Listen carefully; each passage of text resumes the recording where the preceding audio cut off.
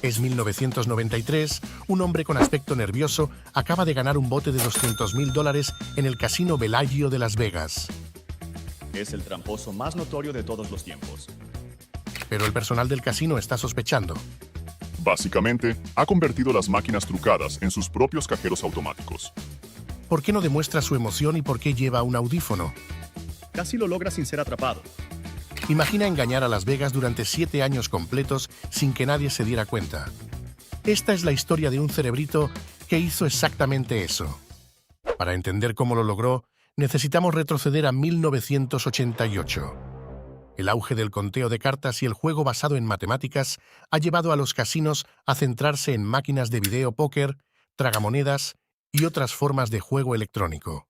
No es una sorpresa, ya que las máquinas tragamonedas ganan en promedio entre $200 y $300 por día.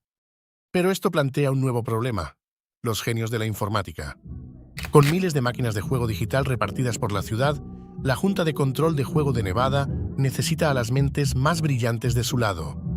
John Spencer es su principal estratega.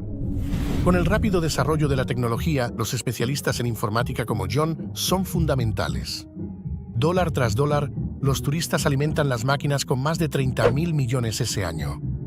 El trabajo de John es entender y prevenir las trampas, en particular en las máquinas tragamonedas.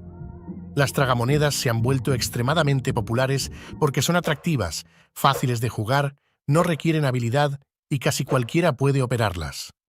Cada máquina contiene un pequeño chip de silicio y un microprocesador, que sirven como centro de control y dictan la rotación de los carretes, que son impulsados por motores diminutos. A los casinos les encanta esta tecnología porque les permite ajustar las probabilidades de cada máquina individualmente, y a los jugadores les fascina porque les da la oportunidad de ganar en grande con apuestas pequeñas. Sin embargo, esto representa un desafío significativo para la Junta de Control, que debe evitar tanto que los casinos como los tramposos manipulen las máquinas. Es por esto que la Junta necesita a las mentes más brillantes en su equipo. Resolver delitos informáticos avanzados no es fácil. A mediados de 1988, John Spencer se enfrenta a un desafío importante. La Junta de Control de Juego ha sido alertada por una fuente anónima sobre un tipo específico de máquina de video póker. Dicen que estas máquinas están manipuladas para evitar pagar premios. Las máquinas en cuestión son suministradas por una empresa con sede en Las Vegas y se han distribuido en un acuerdo de participación de ingresos, lo que significa que los lugares no tienen que pagar por las máquinas, ya que tanto el lugar como la empresa reciben un porcentaje de las pérdidas de los jugadores. Es un incentivo muy fuerte para manipular el patrón de juego de las máquinas. El nuevo prodigio de la comisión tiene la tarea de investigar si la empresa realmente está engañando a los jugadores de Las Vegas. Spencer inicia una investigación para descubrir instrucciones criminales en el software. En el pasado, los casinos corruptos podían manipular las antiguas máquinas tragamonedas mecánicas evitando combinaciones de alto pago. Y los jugadores podían engañar a las máquinas utilizando monedas con hilos, cables o imanes. Sin embargo, manipular el software de una máquina digital es mucho más encubierto. A diferencia de interferir con los componentes físicos de la máquina, el código malicioso permanece invisible. La placa base de la máquina controla los carretes y muestra el resultado al jugador. El microprocesador lleva a cabo las instrucciones almacenadas en 2 dispositivos de memoria. Esto es precisamente lo que un potencial tramposo de tragamonedas intentaría alterar para obtener ganancias financieras. Para detectar código malicioso, debe retirar el conjunto de chips sospechosos de la placa base y examinar su código línea por línea, comparándolo cuidadosamente con uno original suministrado por el fabricante. John está decidido a descubrir cualquier manipulación. Comienza su búsqueda en un bar local, donde los jugadores se han quejado de que las máquinas nunca otorgan un premio más allá de un nivel mediocre. Después de un análisis exhaustivo, encuentra un código deshonesto. El programa manipulado de la máquina impide que se logren escaleras reales cuando los jugadores apuestan el máximo de monedas. Además, cuando el jugador está a punto de ganar el premio mayor, en el último momento, la última carta bloquea la victoria. Este era un problema nuevo, uno que John estaba viendo por primera vez. Entonces, Spencer ha demostrado que el código fuente de la máquina ha sido manipulado, pero la verdadera pregunta es, ¿quién lo hizo? Buscando a alguien de dentro, John se acerca a un programador principal de la empresa, Tommy Abbey, a quien ya conoce. Tommy parece ser el camino más rápido para obtener respuestas, aunque su comportamiento resulta extraño. Al principio, se muestra reacio y da razones inusuales para posponer el encuentro.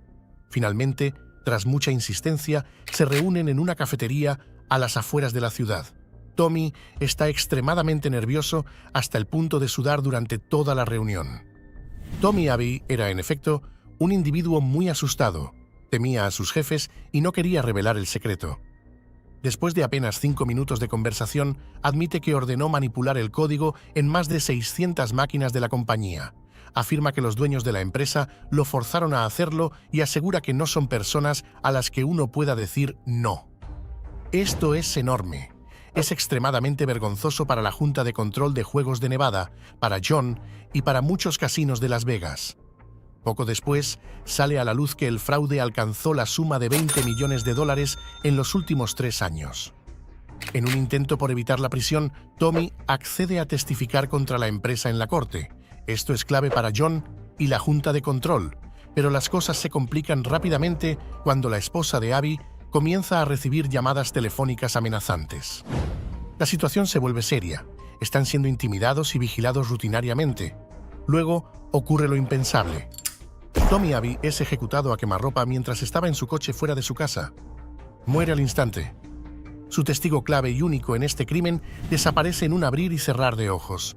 Sin Tommy Abbey como testigo, no hay caso. Este es un punto de inflexión enorme, porque John se siente decepcionado por el sistema. Siente que ha fallado, pero está impotente. El casino ha vuelto a ganar. A su vez, John enfrenta problemas financieros y decide que es el momento de vengarse. Este friki de las computadoras está a punto de idear el crimen más ingenioso y astuto que Las Vegas haya visto jamás. Con experiencia, inteligencia y una gran dosis de resentimiento hacia el sistema, John está listo para orquestar el crimen perfecto. Su plan es genial. El escándalo descubierto lleva a la Junta de Control de Juegos a revisar su enfoque hacia la regulación de las máquinas tragamonedas. Crean una estrategia para verificar al azar la integridad de las máquinas tragamonedas después de su instalación. Es la mejor manera de asegurarse de que no estén manipuladas.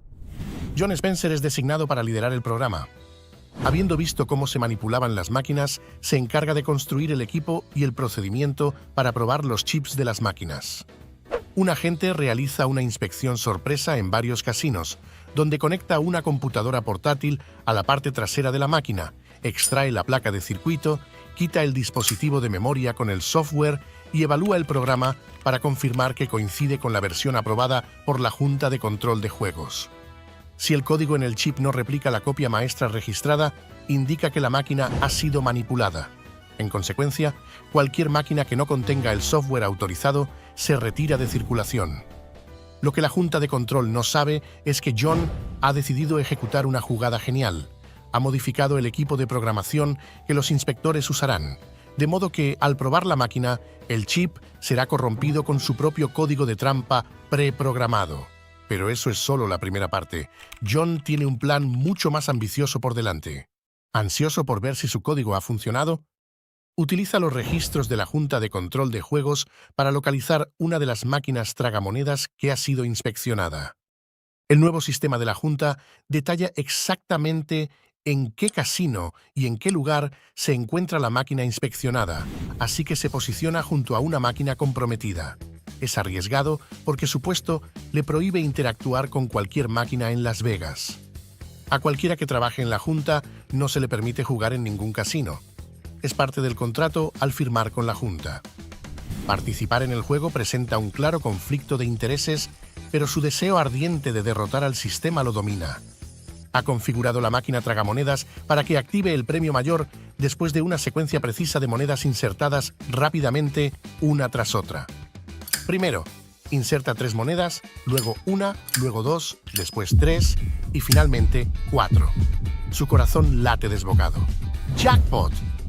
El chip de la máquina reconoce el código de trampa y suma $2.000 al saldo de la tragamonedas, que equivaldría a unos $5.000 si lo trasladamos al valor actual. Ahora sabe que el truco funciona, pero enfrenta un problema. Cualquier ganador respetable sabe que un gran premio significa mucha atención, justo lo que él no quiere. Desesperado, intenta jugar los créditos para perderlos, pero, notablemente, vuelve a ganar. Abrumado por la ansiedad, su objetivo cambia a perder. Esto continúa durante unos agotadores 30 minutos.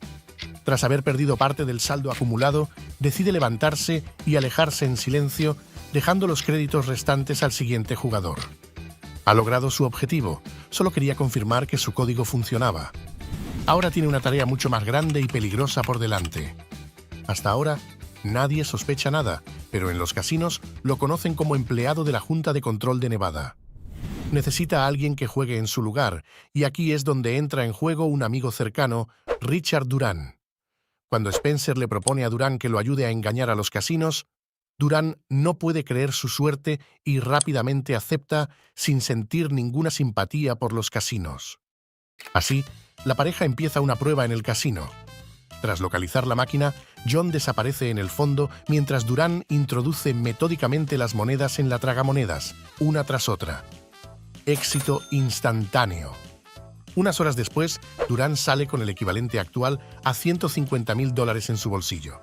La mejor parte, nadie sospecha nada. Entre octubre de 1992 y principios de 1995, la pareja repite este truco una y otra vez. Esto está funcionando. Sin embargo, es muy astuto. John se asegura de que ni él ni Durán gasten el dinero en artículos frívolos. Nada de relojes caros, autos lujosos, nada. Pero John está ansioso. Sabe que hay un problema con lo que están haciendo. Cada vez que una máquina tragamonedas se corrompe con el código de trampa, deja un rastro que podría llevar hasta él. Quiere desarrollar una forma mejor de engañar al casino, una que no pueda ser rastreada y que proporcione grandes premios sin ningún riesgo. Esta reflexión lo lleva a su mayor plan. Si pudiera ganar grandes sumas de dinero, sería ideal. Así, Spencer se enfoca en el juego de Keno, que es similar a la lotería. Los jugadores deben elegir números en un boleto y hacer coincidirlos con una secuencia que luego se extrae. Normalmente, los jugadores eligen 8 números y pagan tan solo $1, con una probabilidad de 1 en más de 200,000 de acertar todos los números. Pero John tiene otro plan ingenioso. En su rol en la Junta de Control de Juegos, John tiene acceso sin restricciones al programa de Keno, conocido como Imager. Mediante un análisis exhaustivo del software, descubre los secretos para predecir los números ganadores, que están incrustados en el código, específicamente en el generador de números aleatorios del juego de Keno. Spencer se obsesiona con el algoritmo que genera estos números y con el tiempo concluye que el generador de números aleatorios no es completamente aleatorio, sino que funciona en base a una fórmula matemática compleja. Al descifrar esta fórmula, cree que podrá predecir con precisión el resultado de los sorteos usando algunas variables de último minuto. Llama a su amigo Richard una vez más. Ahora necesita que juegue al Keno en su nombre y Atlantic City es su objetivo. Es enero de 1995 y están a punto de intentar la mayor estafa en la historia, con un retorno potencial de $100,000 cada vez. Según ellos, las cientos de cámaras, el personal del casino y los guardias en la sala de control no se enterarán de nada. Nadie debería ser capaz de predecir el resultado de un sorteo en ningún momento dado. Es la noche antes del golpe y Richard llega primero al hotel. Ambos han acordado reunirse en la recepción, pero John no está allí. Richard no le da importancia, se registra en su habitación y entrega su pasaporte. Deja un mensaje en recepción para que John sepa en qué habitación se encuentra cuando llegue. Tras perder su vuelo inicial, John llega 7 horas más tarde. A la mañana siguiente, ambos hombres se preparan en su habitación de hotel. John se quedará allí para monitorear los resultados en el televisor de su habitación. Ingresará los números de los sorteos anteriores en su computadora para predecir el siguiente sorteo. Han preestablecido la comunicación. John transmitirá los números que Richard debe jugar mediante un audífono especial. Ahora ha llegado el momento. Richard está sentado en el área de Keno del casino, esperando ansiosamente a que John le envíe los números seleccionados. John sigue los resultados en la pantalla del televisor e ingresa los detalles en su computadora. Le pasa la combinación esperada a Richard a través de su audífono secreto. Falla. Aunque los números están cerca, no son los correctos. Lo intentan de nuevo. 5, 11, 24, 33, 41, 55, 58, 62. ¡Bingo! ¡Han ganado! Ahora solo necesitan recoger las ganancias y salir de ahí, pero surge un problema. Su meticulosa planificación se detuvo en el momento de ganar, y ahora Richard Durán, muy nervioso, está intentando cobrar el premio de $100,000 ante un personal del casino extremadamente suspicaz. La cajera le pide su identificación y él la proporciona. Después de lo que parece una eternidad, la cajera regresa y le explica que cobrar esa cantidad de dinero podría llevar un tiempo. Le ofrecen llevarlo a su habitación, así que Richard acepta y les da el número de la habitación. Es un error fatal. Cuando vuelve a la habitación, John entra en pánico total. Richard no se da cuenta de lo que acaba de hacer al dar al personal del casino su identificación y el número de habitación. La reserva de la habitación, el mensaje en recepción, el premio mayor, ahora todo está vinculado directamente con ellos. Peor aún, el jefe de seguridad del casino conoce a John. 3 empleados corpulentos del casino aparecen en la puerta de la habitación de Richard. Quieren hablar en privado en una habitación trasera, en el piso de abajo. Dicen que tienen algunas preguntas.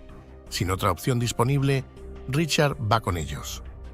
Mientras tanto, John está frenéticamente empacando su bolsa y limpiando la habitación. Toma todo su equipo informático y se dirige corriendo al aeropuerto. Cuando aterriza en Las Vegas unas horas más tarde, el personal de la Comisión de Juegos de Nevada, junto con la policía, lo están esperando. Por un simple error, todo queda expuesto. Las cientos de máquinas tragamonedas con el código manipulado, 3 años de trampas con las tragamonedas, la victoria en Keno, todo ha salido a la luz. En junio de 1996, recibe una sentencia de 7 años de prisión y es incluido en el Libro Negro de Nevada junto a otros grandes tramposos de casinos. La ruleta. Para millones es el símbolo máximo del azar, un juego donde las probabilidades están, siempre, a favor del casino. Durante siglos, matemáticos, físicos y genios del cálculo intentaron derrotar este sistema sin éxito. Pero en los años 90, una familia española hizo lo impensable. Desafiaron las leyes del azar y ganaron. No una vez, sino en casinos de todo el mundo. Esta es la historia de los Pelayo. Una familia unida por el ingenio, la perseverancia y una ambición sin límites. Para la mayoría, el casino es un mundo de luces, lujo y azar. Un lugar donde los sueños nacen y mueren en cuestión de segundos, bajo la sombra constante de la suerte. Pero para un hombre llamado Gonzalo García Pelayo, este universo tenía algo más. Una grieta, un pequeño resquicio que, si era explotado con precisión, podía derrumbar el sistema. Esta es la historia de los Pelayo. Una familia española, a principios de los años 90, desafió la noción de que el azar domina la ruleta. Transformaron un juego aparentemente invencible en una fuente constante de ganancias. ¿Pero cómo lo lograron? Y más importante aún, ¿qué los llevó a intentarlo? Gonzalo García Pelayo no era un matemático ni un físico, sino un hombre de curiosidad infinita. Nacido en Madrid, había trabajado como productor musical y director de cine, destacando en la movida madrileña con películas como Manuela y Vivir en Sevilla. Sin embargo, a pesar de su éxito artístico, Gonzalo siempre sintió una atracción hacia los retos intelectuales. Era un hombre que veía patrones donde otros solo encontraban caos. Gonzalo siempre tuvo una mente inquieta. Podía pasar horas hablando de música y al día siguiente estar obsesionado con teorías matemáticas. Cuando comenzó a interesarse por los casinos, nadie se lo tomó en serio, hasta que lo logró.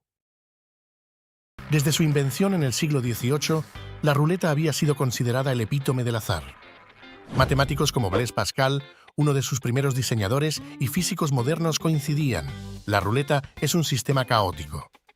La inclusión del número 0, un ingenioso invento de los casinos, aseguraba una ventaja estadística para la casa. Para cualquier jugador, las probabilidades siempre estaban en su contra. La ruleta europea, con 37 números, ofrece una ventaja del 2,7% para el casino. La ruleta americana, aún más desequilibrada, introduce un doble cero, llevando esa ventaja al 5,4%. En ambos casos, la balanza siempre estaba inclinada a favor de la casa, hasta que alguien decidiera romper el esquema. Para Gonzalo, el casino no era un lugar de azar, sino un campo de estudio. Observaba las mesas, analizaba los movimientos y comenzó a preguntarse ¿y si el azar no era tan aleatorio como parecía? ¿Y si existía un patrón oculto, una lógica que pudiera ser descifrada? Lo que me fascinó de la ruleta fue su aparente perfección. Pero cuando te detienes a observar, te das cuenta de que nada en este mundo es perfecto. Las ruletas son máquinas, y como cualquier máquina, tienen defectos. La clave estaba en descubrir esos defectos y convertirlos en nuestra ventaja. Pero enfrentarse a los casinos no era una tarea fácil. Estas instituciones, con décadas de experiencia, se habían construido como fortalezas del azar. Además de la ventaja matemática, contaban con cámaras de seguridad, personal entrenado y reglas estrictas diseñadas para proteger sus ganancias. En los años 90, los casinos eran impenetrables.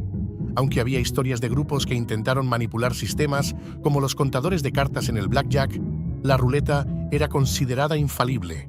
Cualquier intento de vencerla se veía como una locura. Para los Pelayo, esa supuesta locura era un desafío. Gonzalo, junto con sus hijos y otros familiares, comenzó a diseñar un sistema basado en la observación meticulosa de las ruletas. El objetivo no era alterar el juego, sino comprenderlo mejor que los propios casinos. Al principio fue un juego intelectual. Nos sentábamos en casa, mirábamos gráficos y discutíamos cómo podíamos aprovechar las imperfecciones. Pero rápidamente nos dimos cuenta de que estábamos en algo grande, algo que podía cambiar nuestras vidas. La hipótesis de Gonzalo era simple pero revolucionaria. Ninguna ruleta es perfecta. Factores como pequeños desniveles en la superficie, diferencias en los casilleros o el desgaste del mecanismo pueden crear un sesgo, favoreciendo ciertos números. La clave estaba en identificar esos sesgos mediante un análisis estadístico riguroso. Si un número aparecía con mayor frecuencia de lo esperado en miles de tiradas, ese sesgo podía superar la ventaja del casino. Y entonces, ese número se convertía en la clave del éxito. Así comenzó la aventura de los Pelayo. No era solo un hombre enfrentándose a un sistema, sino una familia unida por un objetivo común: demostrar que la inteligencia y la persistencia podían vencer incluso al azar más calculado. Lo que comenzó como una curiosidad intelectual pronto se transformaría en un fenómeno global, una historia que desafiaba todas las probabilidades y que todavía hoy inspira a quienes buscan lo extraordinario en lo cotidiano. Pero, ¿cómo lograron los Pelayo poner en práctica su sistema en un entorno tan hostil? Y más importante aún, ¿qué sacrificios hicieron para conseguirlo? El sistema de los Pelayo no era un truco de magia ni un golpe de suerte. Era el resultado de una investigación meticulosa. Gonzalo sabía que ninguna ruleta es perfecta. Las pequeñas imperfecciones en su diseño podían hacer que ciertos números aparecieran con más frecuencia de lo esperado. La clave estaba en identificar esos números. Para probar su teoría, los Pelayo pasaron semanas anotando los resultados de miles de giros en las ruletas de distintos casinos. Cada número que salía era registrado y analizado utilizando un programa informático diseñado por el propio Gonzalo. Este software comparaba los resultados reales con una distribución estadística esperada, identificando patrones que delataban un sesgo físico en la ruleta. Era un trabajo arduo. Mientras algunos miembros de la familia observaban y tomaban notas, otros analizaban los datos en casa. Una vez identificada una ruleta con sesgo, el equipo entraba en acción. Apostaban grandes cantidades de dinero en los números ganadores. Recuerdo que pasábamos horas registrando números. No era solo un juego, era casi como resolver un acertijo gigante. Y cuando veíamos que nuestra teoría funcionaba, era increíble. En cuestión de meses, lo que comenzó como un experimento en las ruletas de Madrid se convirtió en una operación a gran escala. Gonzalo García Pelayo y su familia perfeccionaron un sistema que desafiaba las reglas del juego y, sobre todo, las expectativas de los casinos. Su éxito los llevó a ganar millones de pesetas, pero también a convertirse en el centro de atención en cada lugar que visitaban. En Ámsterdam, la familia encontró su primera gran oportunidad internacional. Tras semanas de estudio, identificaron una ruleta con un sesgo notable. Durante 3 días consecutivos, apostaron de manera meticulosa utilizando sus patrones calculados. El resultado: ganancias tan impresionantes que el casino decidió cerrar la ruleta antes de tiempo, algo que no solía ocurrir. Era impresionante verlos trabajar. No parecían turistas ni jugadores normales. Se sentaban tranquilos, cada uno apostando pequeñas cantidades, pero siempre en los mismos números. Y lo más increíble era que ganaban una y otra vez. Lo curioso de esos días fue que el casino nos subestimó al principio. Pensaron que éramos un grupo de principiantes que había tenido suerte. No se dieron cuenta de que, detrás de nuestras apuestas, había semanas de análisis y un sistema sólido. En Canarias, los Pelayo aplicaron su estrategia con la misma precisión, pero esta vez enfrentaron mayor resistencia. El personal del casino comenzó a observarlos de cerca, tratando de entender cómo lograban ganar constantemente sin usar dispositivos electrónicos ni métodos ilegales. En una ocasión, el jefe de seguridad del casino se acercó a Gonzalo y le preguntó directamente si estaba haciendo trampas. Gonzalo, siempre tranquilo y seguro de sí mismo, respondió: «No estoy haciendo nada que ustedes no permitan, solo uso mi cabeza». La frase se convirtió en un lema para la familia. Nunca habíamos visto algo así. Eran educados, no hacían alboroto, pero era evidente que sabían algo que nosotros no.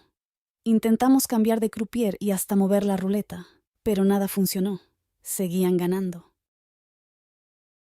Con el tiempo, los Pelayo llevaron su sistema más allá de las fronteras de España. Sus victorias se extendieron a lugares como Portugal, Francia y Alemania, y finalmente llegaron a Las Vegas, el epicentro mundial de los juegos de azar. Allí, enfrentaron desafíos aún mayores. Las ruletas eran más modernas y los casinos más vigilantes, pero eso no detuvo a la familia. En Las Vegas, los Pelayo descubrieron que su método seguía siendo efectivo. Aunque las ruletas estaban diseñadas con mayor precisión, aún era posible encontrar pequeñas irregularidades en algunas de ellas. Su capacidad para adaptarse rápidamente a diferentes contextos los convirtió en una amenaza para los gigantes del juego. Había grupos tratando de ganarle al sistema, pero los Pelayo eran diferentes. No usaban tecnología avanzada ni intentaban sobornar a nadie. Simplemente eran extremadamente inteligentes. Fue frustrante, porque no podían hacer nada para detenerlos sin parecer injustos. Pero el éxito no vino sin sacrificios. Los Pelayo trabajaban largas horas registrando números, analizando datos y perfeccionando su estrategia. Además, enfrentaron la presión constante de ser observados y, en algunos casos, rechazados por los casinos.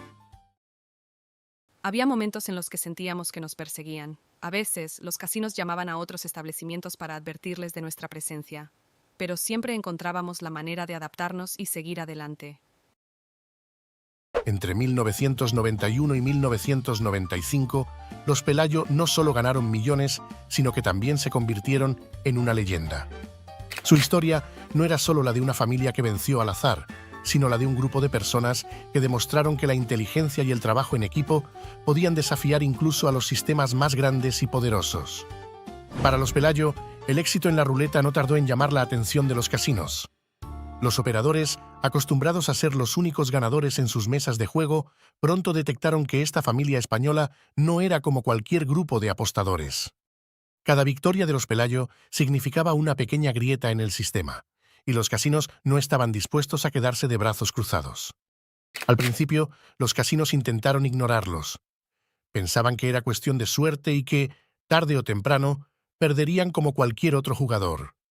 Sin embargo, cuando las pérdidas se acumularon, las alarmas se encendieron. En cada ciudad que visitaban, los Pelayo dejaban tras de sí un rastro de ruletas quemadas y bancos de fichas vacíos. Recuerdo que en el Casino de Madrid, después de una racha impresionante, nos pidieron amablemente que no volviéramos. Fue la primera vez que sentimos que habíamos ganado algo más que dinero, respeto, pero también enemigos. Una de las primeras medidas que tomaron los casinos fue modificar las ruletas. Algunas fueron reemplazadas por modelos más nuevos, mientras que otras eran movidas de un lugar a otro para romper cualquier patrón que los Pelayo pudieran haber detectado. En un casino de Canarias, los técnicos se apresuraron a intercambiar piezas de varias ruletas después de que los Pelayo ganaran una suma significativa. Sin embargo, Gonzalo y su equipo ya habían recogido suficientes datos para identificar los nuevos patrones. Cuando cambiaban las ruletas o sus piezas, para nosotros era como un desafío nuevo. Nos encantaba. Lo veíamos como una señal de que nuestro sistema era sólido. Solo teníamos que volver a analizar y adaptarnos. Además de las modificaciones físicas, los casinos comenzaron a implementar medidas más agresivas. Una de las tácticas más comunes fue la creación de listas negras. Los nombres y fotografías de los Pelayo fueron distribuidos entre los principales casinos de Europa y América, dificultando su entrada. Pero el ingenio de los Pelayo no tenía límites. Usaron nombres falsos, se disfrazaron e incluso desarrollaron estrategias para trabajar en pequeños equipos, evitando llamar la atención. Pero en algunas ocasiones, el enfrentamiento con los casinos se volvió más directo. En Las Vegas, Gonzalo tuvo un altercado con el gerente de un casino que le prohibió la entrada sin explicación. Gonzalo, acostumbrado a las leyes españolas, insistió en que tenía derecho a jugar, pero en Estados Unidos los casinos tienen la última palabra. En España, los Pelayo llevaron la batalla a los tribunales. Fue una lucha legal que marcó un precedente en la industria del juego. El caso fue complicado. Los casinos intentaron argumentar que los Pelayo alteraban el juego, pero no había pruebas de ello. Al final, lograron demostrar que lo único que hacían era usar su inteligencia. Fue una victoria histórica. La victoria legal en el Casino de Madrid no solo permitió a los Pelayo seguir jugando, sino que también fortaleció su reputación. Se convirtieron en una especie de Robin Hood moderno, admirados por muchos y temidos por los poderosos. Pero la guerra no fue solo física ni legal. Los Pelayo también tuvieron que enfrentarse a la presión psicológica. Cada vez que entraban a un casino, sabían que estaban siendo vigilados, pero en lugar de intimidarse, usaron esa presión como motivación para perfeccionar aún más su sistema. Era agotador. Sabíamos que nos seguían, que nos grababan y que buscaban cualquier excusa para echarnos. Pero también sabíamos que nuestro método era legítimo. Eso nos dio fuerza para continuar. En última instancia, la guerra contra los casinos no solo definió la carrera de los Pelayo, sino que también los unió como familia. Cada obstáculo era una nueva oportunidad para demostrar que el conocimiento y la perseverancia podían vencer incluso a las mayores adversidades. Para los Pelayo, ganar no era solo una cuestión de dinero, sino de demostrar que, incluso en el mundo aparentemente impenetrable de los casinos, había espacio para la inteligencia y la estrategia. Una verdadera revolución que los inmortalizó en la historia del juego. En 2003, Gonzalo publicó el libro La fabulosa historia de los Pelayo, donde narró con detalle cómo lograron desentrañar los secretos de la ruleta y superar los obstáculos que encontraron en su camino. Este libro no solo sirvió como una guía para aspirantes a jugadores, sino también como una fuente de motivación para emprendedores, matemáticos y estrategas de todo el mundo. La hazaña de los Pelayo también se convirtió en material de estudio en universidades. Algunos cursos de estadística y teoría de juegos utilizan su método como un ejemplo práctico de cómo encontrar patrones en sistemas complejos aparentemente aleatorios. Por otro lado, los casinos aprendieron la lección. La era de los Pelayo marcó un punto de inflexión en la industria. Desde entonces, los operadores han implementado sofisticados sistemas de vigilancia, algoritmos de análisis en tiempo real y ruletas electrónicas que eliminan cualquier posibilidad de sesgo mecánico. Después de los Pelayo, los casinos invirtieron millones en mejorar sus sistemas. No se trataba solo de proteger las ganancias, sino también de restaurar la confianza de los jugadores en la equidad del juego. La cultura popular tampoco quedó indiferente. Los Pelayo inspiraron películas, documentales y reportajes que llevaron su historia a una audiencia global. Una de las adaptaciones más conocidas fue la película The Pelayos, lanzada en 2012, que recreó su lucha contra los casinos con un tono dramático y humorístico. Gonzalo y su familia se convirtieron en celebridades dentro y fuera del mundo del juego. Su capacidad para transformar su experiencia en un relato cautivador les otorgó un lugar especial en la memoria colectiva. Algunas ruletas quemadas por la familia fueron adquiridas por coleccionistas o exhibidas en museos dedicados a la historia del juego. Estos artefactos son testigos silenciosos de una era en la que el ingenio humano triunfó sobre la tecnología. En un casino de Lisboa, una placa conmemora la vez que los Pelayo lograron un récord de ganancias en una sola noche. Hoy, los Pelayo viven alejados de las mesas de juego, pero su espíritu sigue intacto. Gonzalo, a sus más de 70 años, continúa explorando nuevos proyectos, desde la música hasta la producción audiovisual. Para él, el éxito nunca fue solo una cuestión de dinero, sino de demostrar que la inteligencia, la familia y la determinación pueden cambiar el mundo. Durante 40 minutos, este tipo ha estado lanzando los dados en la mesa de craps y no ha sacado un 7 ni una sola vez. Incluso puede predecir los números que va a sacar. Nunca he visto a ningún controlador de dados hacer algo así. Una gran multitud de espectadores ahora vitorea y aplaude cada uno de sus lanzamientos. La frustración del jefe de sala se transforma en enojo. Cambian al croupier y dejan en claro el mensaje. Tienen un problema en sus manos, pero no pueden hacer nada frente a esta multitud. Sería demasiado arriesgado. La idea de que una persona pueda enfrentarse a una industria gigantesca y derrotarla en su propio juego es increíblemente emocionante. Lanza un 6, lo ha vuelto a hacer. ¿Quién es este tipo y cómo su estrategia en el craps está venciendo a los casinos de Las Vegas noche tras noche? Todo comenzó algunos años antes, en 1997, cuando un desarrollador de software de Nueva York visitó Las Vegas durante un fin de semana. Durante la semana, dirige una pequeña empresa tecnológica, pero su verdadero interés está en el juego. Como un experto jugador de blackjack, Dominic Lorigo enfrenta un problema creciente. Los casinos ahora usan múltiples mazos para dificultar el conteo o barajan las cartas con mayor frecuencia. Esto está arruinando su diversión y matando su ventaja como contador de cartas.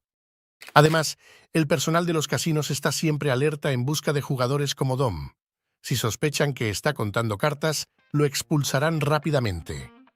Dom enfrenta un dilema. No tiene intención de dejarlo, pero tampoco está dispuesto a correr riesgos innecesarios. Está allí para vencer a la casa. Para Dom, el juego es un negocio. No se trata solo de emoción o diversión. La estricta vigilancia del casino lo pone en una encrucijada: encontrar una nueva ventaja o retirarse para siempre. Mientras camina por el casino un día, se le presenta su próxima oportunidad. Un grupo de mujeres jóvenes está gritando y celebrando su suerte. Están en racha y los espectadores comienzan a prestar atención. Cada vez que ganan, sus gritos se hacen más fuertes. Hasta ese momento, Dom nunca se había interesado en el craps, pero su situación actual cambia su perspectiva. Una de las mujeres afirma tener una suerte especial con los dados. Se detiene por un momento y entonces lo entiende. El craps es diferente a cualquier otro juego de casino. A diferencia de otros juegos, el jugador puede influir directamente en el resultado de cada ronda. Lanzar los dados significa que potencialmente el jugador puede manipular los resultados. De repente su mente entra en acción. ¿El craps está listo para ser estudiado o sería hacer trampa? El craps es el juego más emocionante de un casino porque es el único donde todos están juntos en la misma jugada. El craps comienza con una tirada de salida, que es el lanzamiento inicial de los dados. Sacar un 7 o un 11 en esta tirada resulta en una victoria, mientras que obtener un 2, 3 o 12 significa una pérdida. El objetivo luego cambia a continuar lanzando los dados hasta que se obtenga uno de los otros números clave: 4, 5, 6, 8, 9 o 10.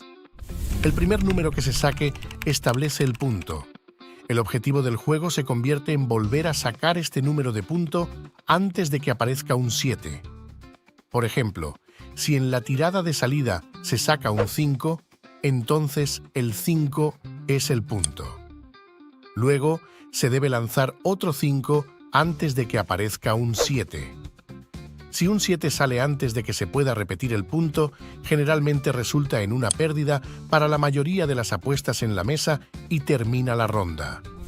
Para ganar mucho dinero, Dom necesita encontrar una manera de controlar los dados. Sabe que no puede acertar en cada lanzamiento, pero al manipular el resultado promedio debería ser suficiente. Al día siguiente, visita varias librerías locales en busca de conocimiento. Está decidido a hacer que esto funcione. No será fácil, pero la recompensa potencial es enorme. Los amigos de Dom le dicen que está perdiendo el tiempo. La sabiduría convencional dicta que los dados caen de forma aleatoria. La mayoría cree que juegos como el craps, la ruleta y la lotería son fáciles de clasificar como puro azar. Hay ciertas leyes en este planeta Tierra y ciertas leyes de la naturaleza. Y cuando miré el lanzamiento de los dados, me di cuenta de que tenía que trabajar dentro de estas leyes de la naturaleza. Pero esta no es la visión de Chris Pelly.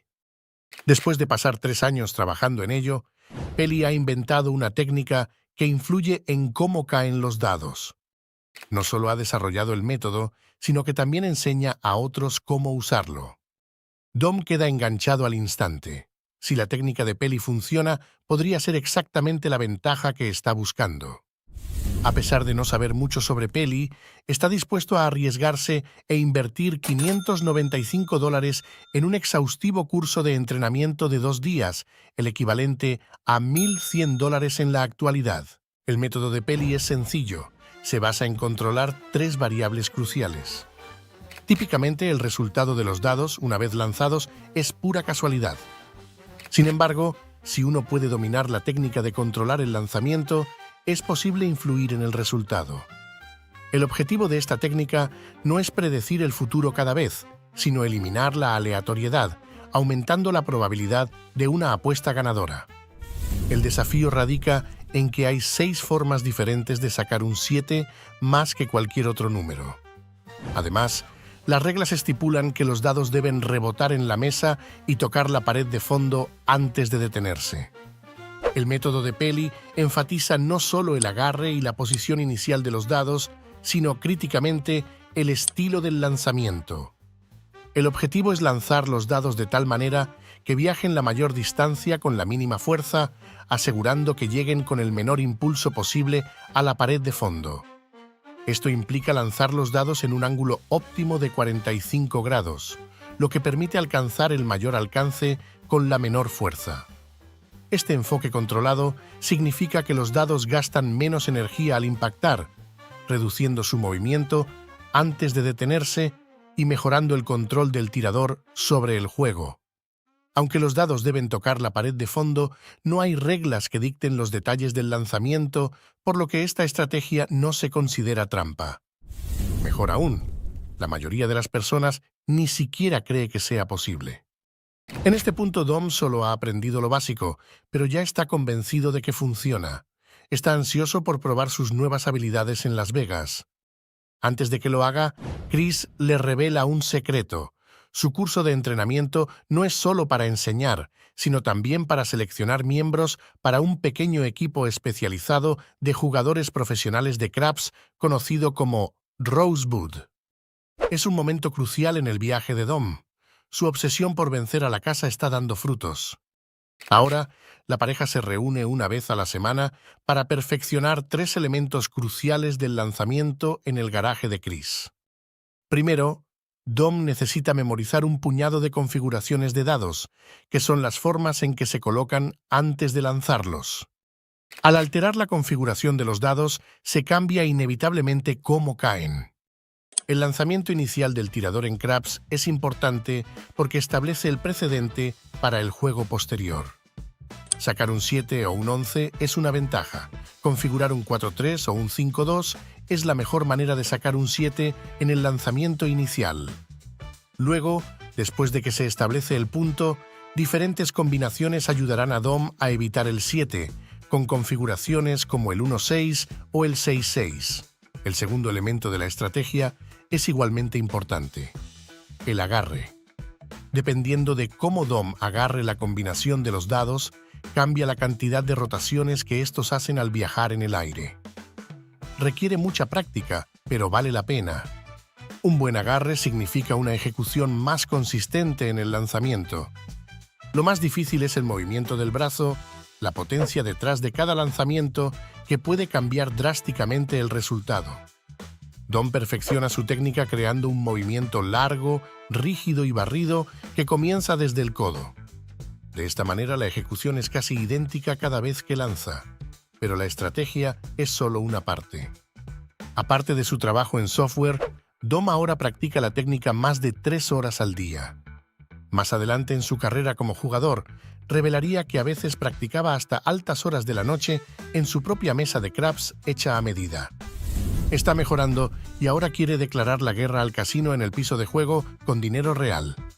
El equipo de Roseberg se dirige a Atlantic City para la primera prueba seria de Dom. Acompañado por otros miembros, Dom se acerca nerviosamente a la mesa de craps.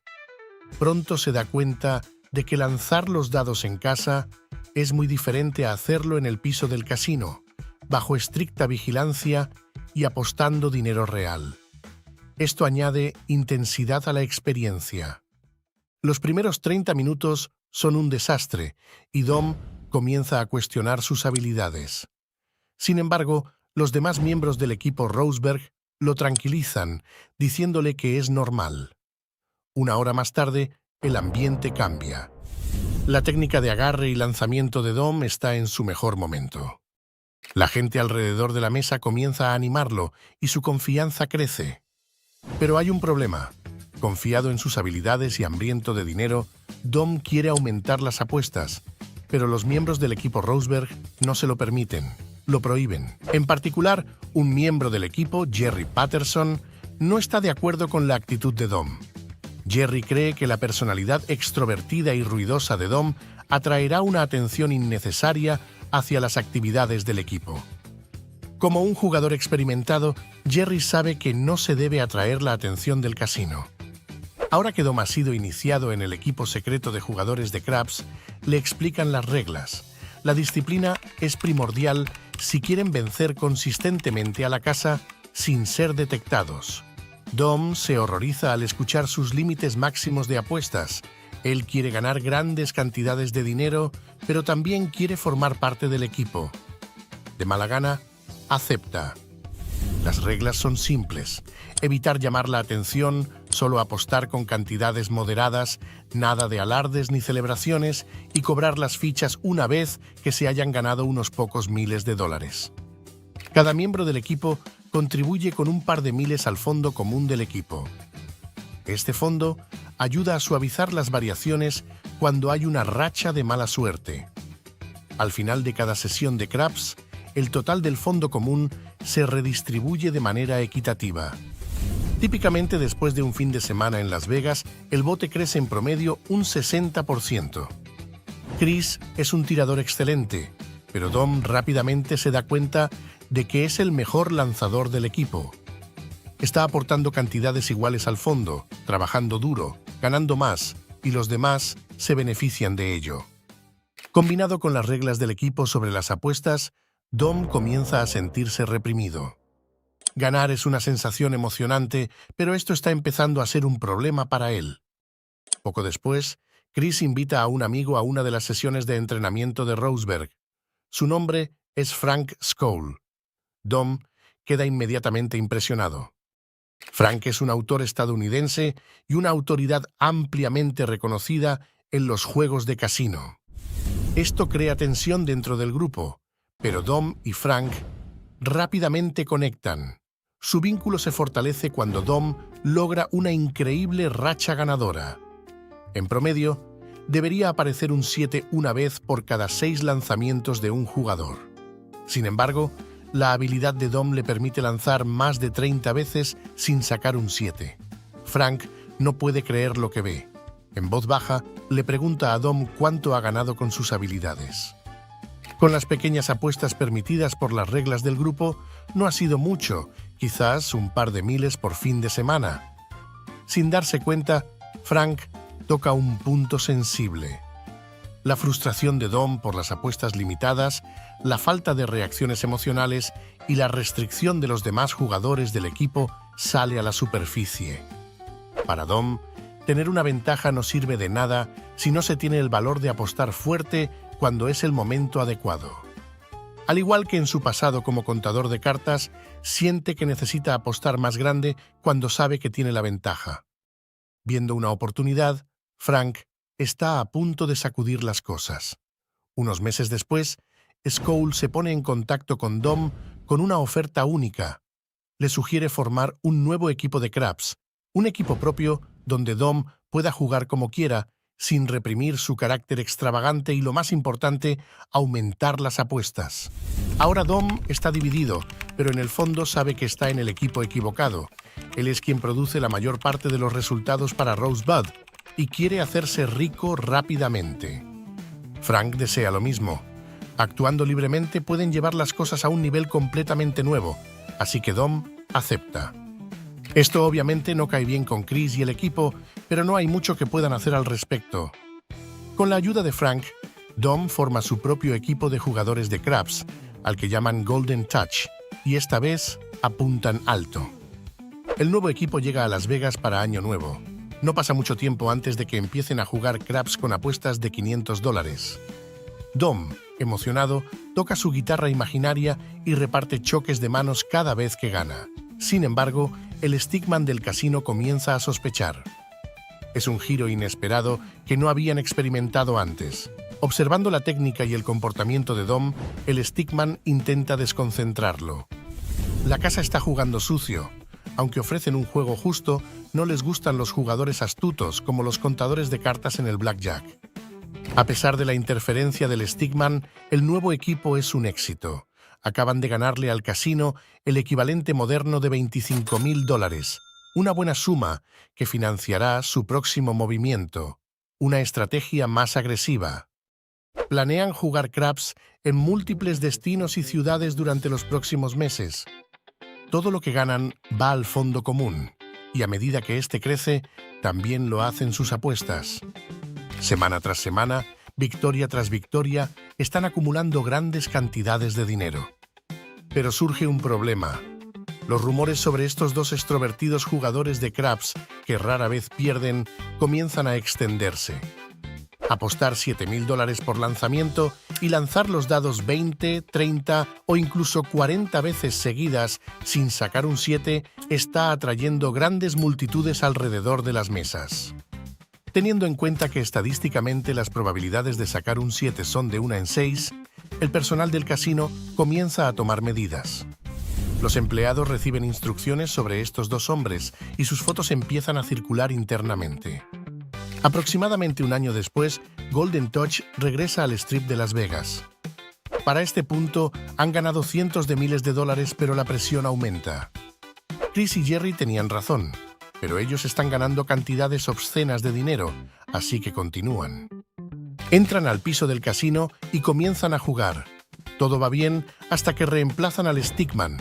El nuevo stickman mira a Dom directamente a los ojos y le dice: «Estás muerto». Es un mensaje escalofriante, pero el dúo está en una racha ganadora fenomenal y Dom está concentrado. Ha estado lanzando los dados durante casi 45 minutos y apenas ha perdido. Sin embargo, con esta presión acumulándose, saben que deben terminar y salir de allí. Un pit boss ahora está vigilando la mesa. El siguiente punto de Dom es un 10.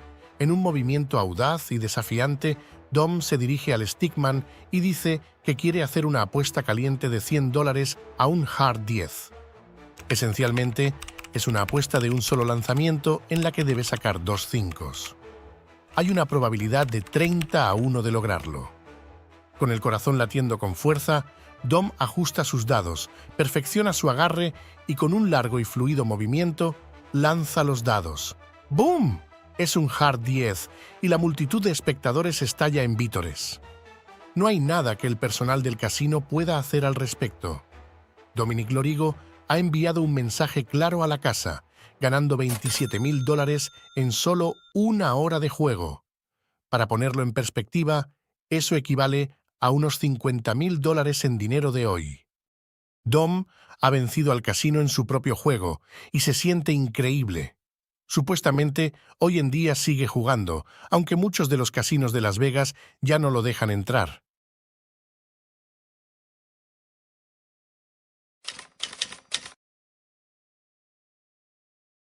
Phil Ivey es una leyenda del póker, un jugador que ha dominado las mesas con su habilidad, intuición y frialdad bajo presión.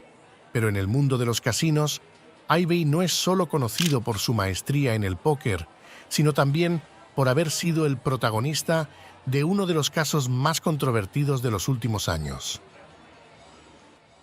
Su uso de la técnica de edge sorting le permitió ganar millones en las mesas de baccarat, pero lo que para Ivey era simplemente una estrategia de observación, para los casinos era fraude. Todo comenzó en las mesas de baccarat, un juego que muchos consideran un simple enfrentamiento de azar entre el jugador y la banca. Sin embargo, en manos de un jugador como Phil Ivey, el azar puede convertirse en algo mucho más manejable. El baccarat es uno de los juegos más lucrativos para los casinos, pero también puede ser una mina de oro para los jugadores que sepan leer las pequeñas imperfecciones en el diseño de las cartas. El edge sorting es una técnica basada en la observación minuciosa de pequeños defectos de impresión en las cartas. Las cartas de casino suelen tener un patrón en su reverso, diseñado para ser uniforme. Sin embargo, en algunos casos, los bordes de las cartas presentan ligeras variaciones que pueden ser detectadas por un ojo entrenado. Si un jugador es capaz de distinguir entre una carta alta y una carta baja observando estos defectos, puede obtener una ventaja significativa sobre el casino.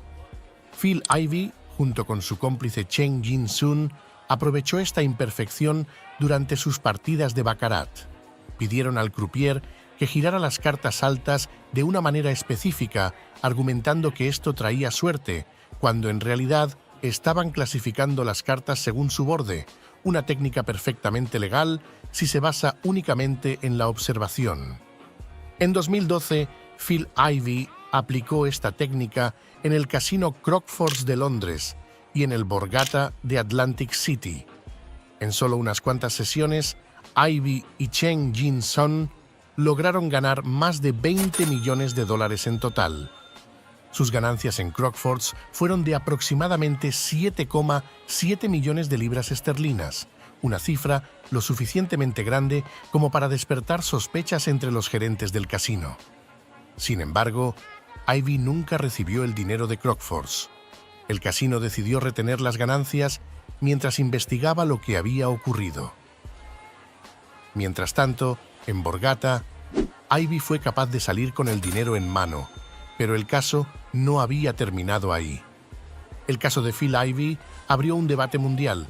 ¿Era el edge sorting un fraude o simplemente una estrategia inteligente dentro de las reglas del juego? Ivey siempre ha sostenido que no hizo nada ilegal, que no manipuló las cartas ni engañó al casino. Simplemente utilizó su capacidad de observación para ganar, algo que, según él, es parte de cualquier juego de apuestas. Sin embargo, para los casinos, Ivey y su cómplice rompieron el acuerdo implícito entre el jugador y la casa al utilizar una técnica que no dependía del azar, sino de la manipulación indirecta de las cartas. El caso más conocido fue contra el casino Crockfords en Londres. Phil Ivey demandó al casino después de que se negaran a pagar sus ganancias, alegando que había ganado legítimamente. Sin embargo, el Tribunal Supremo del Reino Unido falló en su contra, determinando que, aunque Ivey no manipuló físicamente las cartas, su uso de edge sortings constituía una violación de las reglas implícitas del juego. Según la Corte, al modificar el orden de las cartas sin el conocimiento del casino, Ivey había afectado la aleatoriedad del juego y, por lo tanto, no tenía derecho a sus ganancias. En Estados Unidos, el casino Borgata también demandó a Phil Ivey para recuperar los más de $9 millones que ganó en sus mesas de baccarat. En 2016, un juez dictaminó que Ivey debía devolver las ganancias al Borgata, alegando que el uso del edge sorting no estaba dentro del espíritu del juego. A pesar de las diferencias entre los sistemas legales de Reino Unido y Estados Unidos, ambos fallos concluyeron que, aunque Ivy no manipuló las cartas físicamente, su uso del edge sorting le daba una ventaja injusta sobre el casino, lo que resultó en una devolución millonaria. El caso de Phil Ivey ha dividido tanto a los jugadores como a los expertos legales.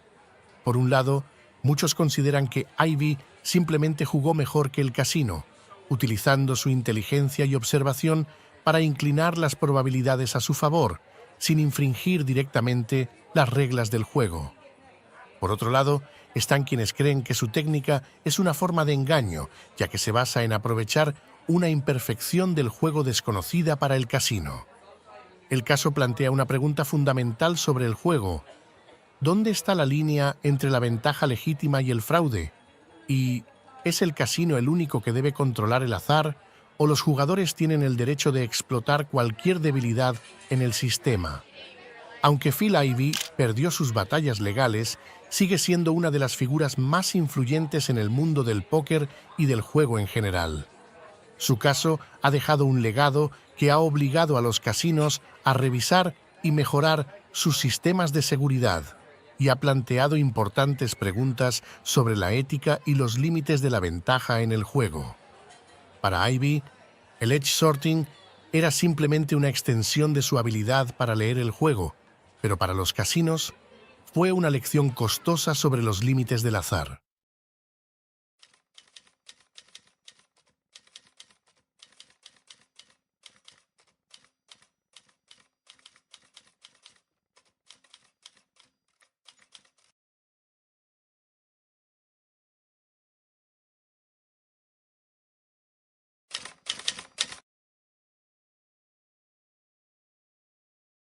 En el mundo de los casinos, la suerte es siempre la que manda.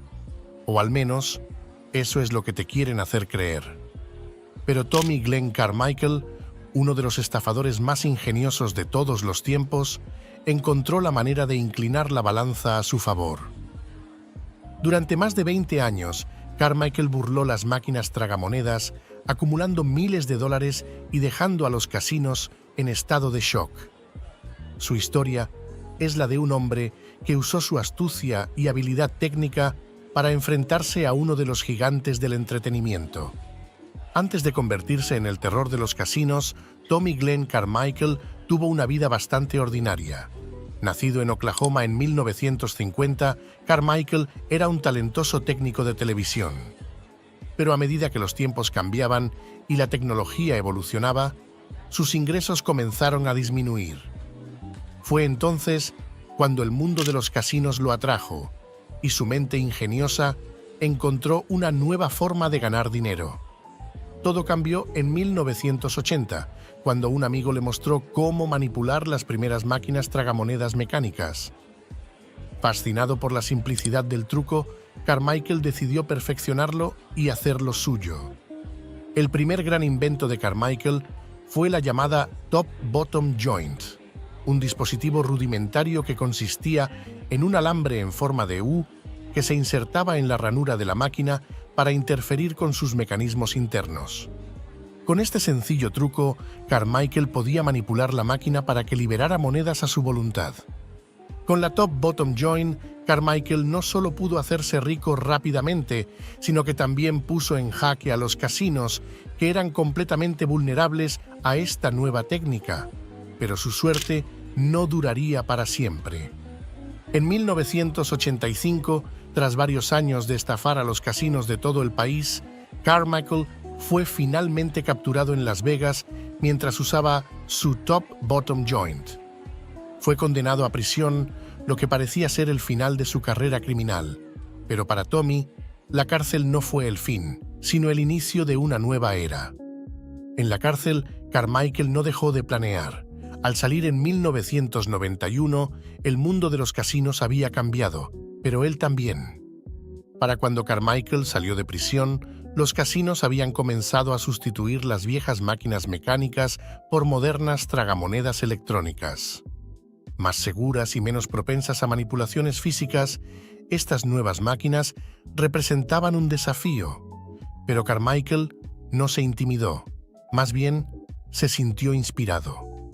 Determinó que la clave para vencer a estas nuevas máquinas no era la fuerza bruta ni los dispositivos rudimentarios, sino la electrónica. Así fue como nació su siguiente invento, el Light Wand. El Light Wand fue el invento más astuto de Carmichael.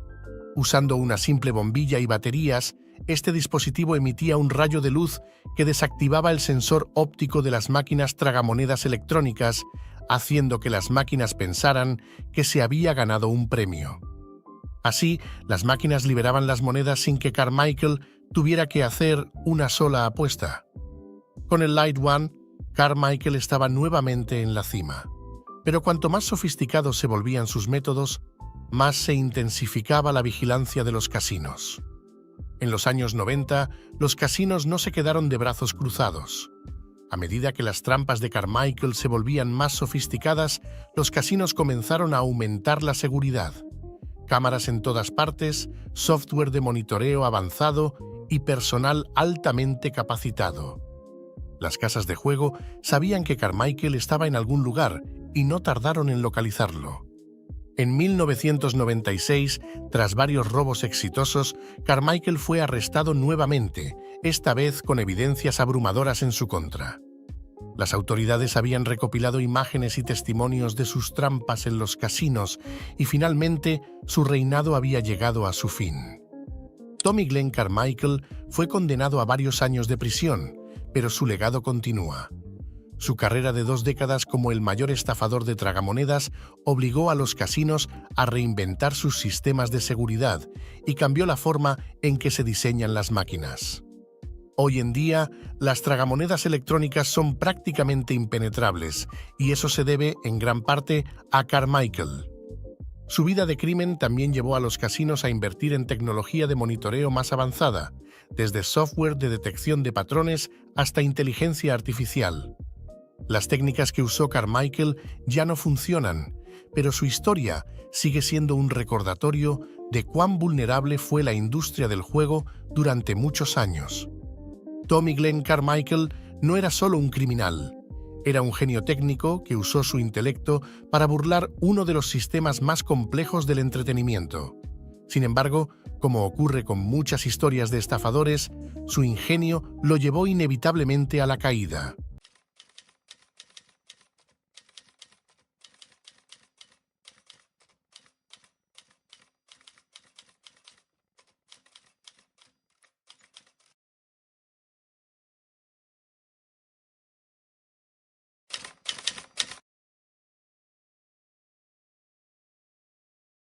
En los casinos de Europa, donde las luces brillaban con intensidad y el dinero fluía a manos llenas, una historia de engaño y audacia sorprendió a la élite del juego.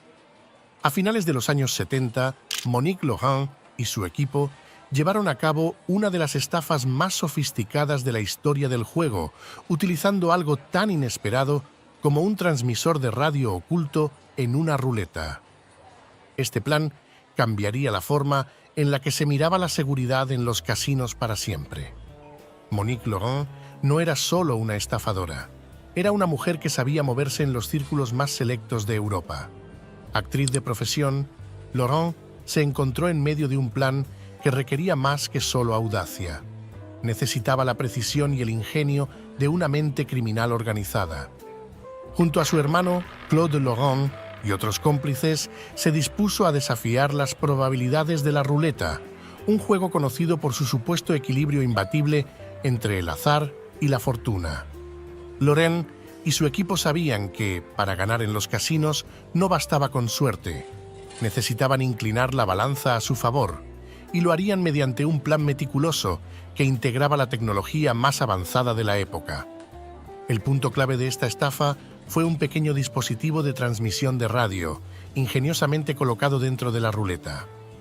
La persona responsable de esta instalación fue un técnico especializado, miembro del equipo de Laurent, quien logró camuflar el dispositivo sin que nadie lo notara. Una vez colocado, el transmisor permitía controlar el movimiento de la ruleta con sorprendente precisión. La idea era simple pero brillante: Con un botón escondido en un pequeño transmisor, los cómplices podían activar un sistema que, a través de ligeras vibraciones, influía en la caída de la bola en ciertos números. Para los ojos inexpertos, parecía que el juego seguía su curso natural, pero en realidad, el resultado ya estaba predeterminado. En un principio, el plan fue un éxito rotundo. Monique Laurent, junto con su hermano Claude y su equipo, lograron obtener grandes cantidades de dinero en varios casinos europeos, incluidos los de Montecarlo y Deauville. Las ganancias no eran desmesuradas para no levantar sospechas, pero sí constantes y precisas. Cada vez que la bola caía en el número correcto, los cómplices recogían sus recompensas, mientras el casino permanecía completamente ajeno al fraude. Para quienes estaban observando, parecían ser simplemente jugadores con una racha afortunada, pero lo que realmente ocurría era un fraude tecnológicamente sofisticado, orquestado con precisión quirúrgica. Monique y su equipo empezaron a llamar la atención, pero no de la manera que esperaban. A medida que pasaba el tiempo, el equipo de seguridad del casino empezó a notar algo fuera de lo común. Aunque las ganancias no eran lo suficientemente grandes como para alarmar a todos de inmediato, la frecuencia y precisión de las victorias levantaron las primeras sospechas. Los casinos, conscientes de que algo extraño sucedía, comenzaron a vigilar más de cerca las mesas donde Monique y su equipo jugaban. La ruleta es un juego de azar, y aunque las rachas ganadoras no son imposibles, estas victorias repetidas en patrones específicos llamaron la atención de los gerentes.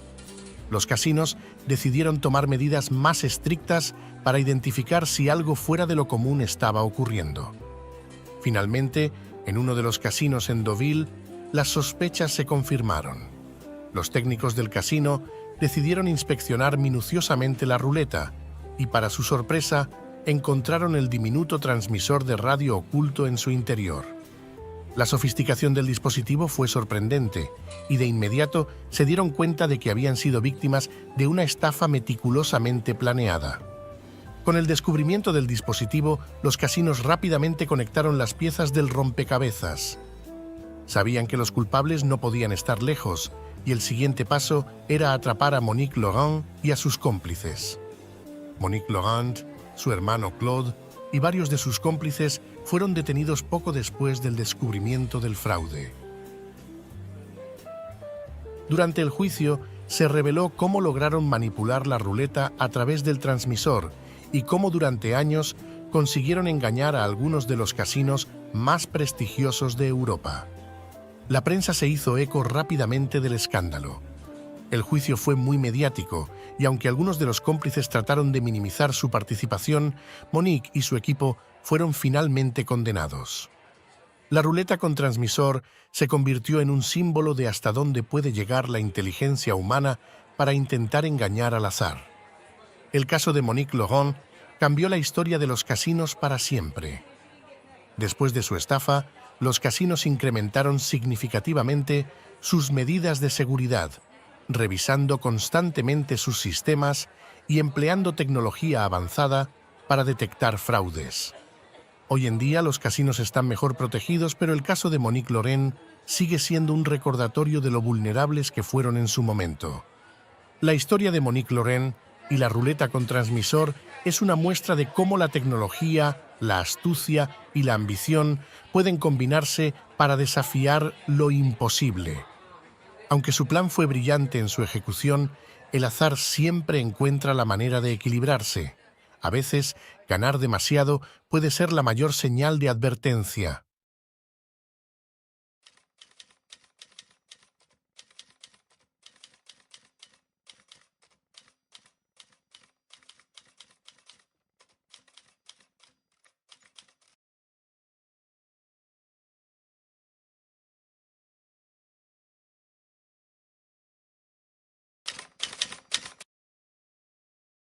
Era una noche de verano en Barcelona cuando se nos ocurrió la idea.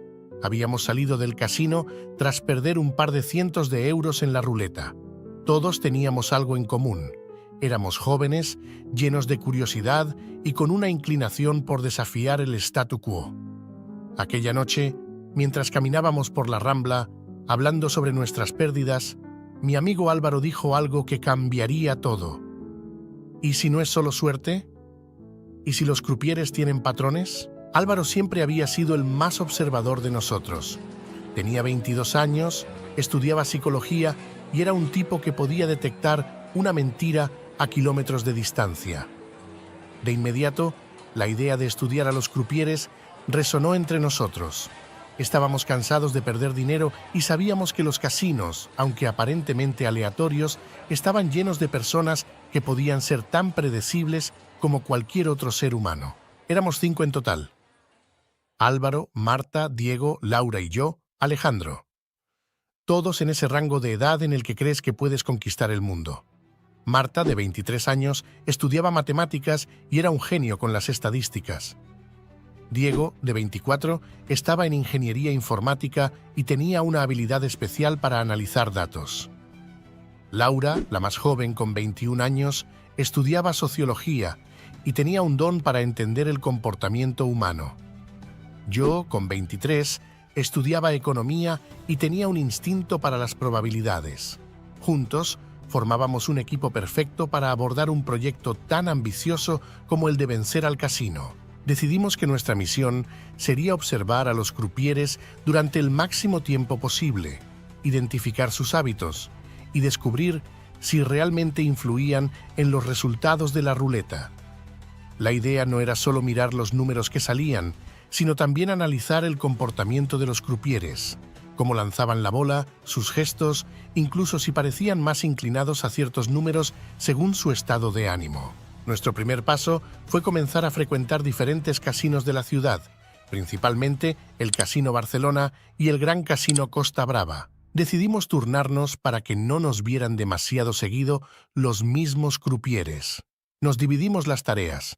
Marta y Diego se enfocaban en registrar los números que salían en cada mesa, mientras que Laura y Álvaro tomaban nota de los crupieres, sus movimientos y comportamientos.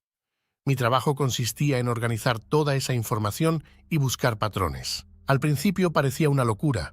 Pasábamos noches enteras en el casino bebiendo café para mantenernos despiertos mientras anotábamos cada detalle. Pero después de algunas semanas empezamos a notar algo interesante. Había un croupier en particular en el Casino Barcelona que nos llamó la atención. Su nombre era Javier, un hombre de unos 30 años, con una barba bien cuidada y una forma peculiar de lanzar la bola. Javier tenía un gesto característico. Antes de lanzar la bola, siempre se acariciaba la barbilla, como si estuviera pensando en algo. Lo que notamos fue que, cuando hacía este gesto, la bola parecía aterrizar más frecuentemente en los números de la tercera docena, del 25 al 36.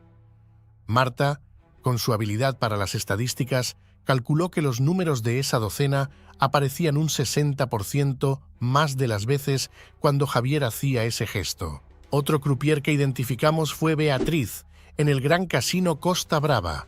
Beatriz era joven, quizás unos 28 años, y tenía un estilo muy enérgico para lanzar la bola. A ella le gustaba hablar con los jugadores mientras giraba la ruleta, pero lo curioso era que cuando estaba más enfocada en la conversación que en el juego, los números bajos, del 1 al 12, salían con una frecuencia alarmante. Laura teorizó que su falta de atención en esos momentos hacía que la bola perdiera velocidad y cayera en los primeros números del tablero. Nuestros registros mostraban que los números bajos aparecían un 40% más, cuando Beatriz estaba distraída hablando. Estábamos emocionados, pero también sabíamos que no podíamos confiar solo en observaciones anecdóticas. Necesitábamos más datos. Así que continuamos observando noche tras noche, mesa tras mesa. Comenzamos a compilar una base de datos gigantesca que incluía los resultados de más de 1000 giros de la ruleta para cada croupier que habíamos identificado como interesante. Una vez que tuvimos suficientes datos, fue cuando Diego realmente entró en acción. Usando sus habilidades de programación, diseñó un algoritmo que analizaba los resultados y cruzaba la información con las observaciones de los croupieres. El algoritmo identificaba patrones en los lanzamientos y nos indicaba cuándo había una probabilidad significativamente más alta de que saliera un cierto grupo de números. El primer gran descubrimiento fue que, efectivamente, algunos crupieres parecían tener un sesgo, aunque fuera mínimo. Javier, por ejemplo, tenía una preferencia por los números de la tercera docena, pero también notamos que cuando estaba cansado, su rango de error aumentaba, haciendo que los números en los bordes de la tercera docena, como el 25 y el 34, fueran aún más probables. En el caso de Beatriz, su distracción hacía que el 7, el 9 y el 12 aparecieran más frecuentemente. Lo siguiente fue probar nuestra teoría. Decidimos apostar en pequeñas cantidades al principio, para no llamar la atención. Cada vez que detectábamos uno de estos patrones en acción, hacíamos nuestras apuestas. Los resultados fueron sorprendentes. En la primera noche, con solo 500 euros en juego, ganamos 3.000 euros. Podíamos ver el asombro en nuestros rostros reflejado en las fichas apiladas frente a nosotros, pero sabíamos que no podíamos dejarnos llevar. La clave estaba en ser cautelosos, en no mostrar todas nuestras cartas. Durante los meses siguientes, continuamos perfeccionando nuestro sistema, aprendiendo más sobre los crupieres y sus patrones. Había noches en las que no ganábamos mucho, pero había otras en las que salíamos con miles de euros en el bolsillo. Sabíamos que esto no duraría para siempre. Los casinos están siempre en alerta y cualquier patrón inusual en las ganancias sería investigado. El momento decisivo llegó una noche de invierno, cuando decidimos que era hora de hacer nuestro último gran golpe antes de retirarnos. Elegimos el Gran Casino Costa Brava, porque allí habíamos identificado a un nuevo croupier, Carlos, que había comenzado a trabajar recientemente. Carlos tenía un movimiento único. Lanzaba la bola con un giro particular que hacía que los números del 19 al 27 aparecieran con más frecuencia. Esa noche apostamos fuerte. Habíamos reunido todos nuestros ahorros y ganancias anteriores y apostamos en esos números que Carlos favorecía. La emoción era palpable. Sentíamos el sudor en nuestras manos mientras colocábamos las fichas en la mesa. Cuando la bola comenzó a girar, todo parecía ralentizarse. Entonces, la bola aterrizó en el 20 y la mesa estalló en gritos de emoción. Pero eso fue solo el comienzo. Continuamos apostando y los números en nuestro rango seguían apareciendo, uno tras otro. Al final de la noche, habíamos acumulado más de 150.000 euros. Sabíamos que habíamos llegado al final de la línea. Si continuábamos, los casinos pronto se darían cuenta y todo nuestro trabajo sería en vano. Así que esa noche, mientras guardábamos nuestras ganancias, decidimos que era hora de retirarnos. Nos profundo entendimiento de las personas que operaban las mesas. Hoy, cada uno de nosotros ha seguido caminos diferentes.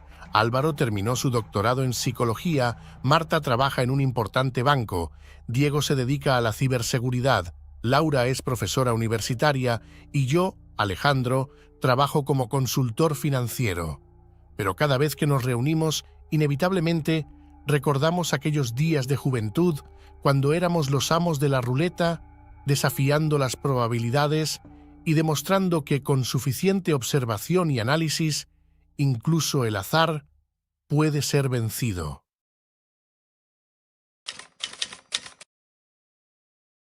La mayoría de la gente cree que el azar es lo único que determina el resultado en un casino. Creen que el destino está sellado con cada giro de la ruleta, con cada lanzamiento de dados, con cada carta repartida.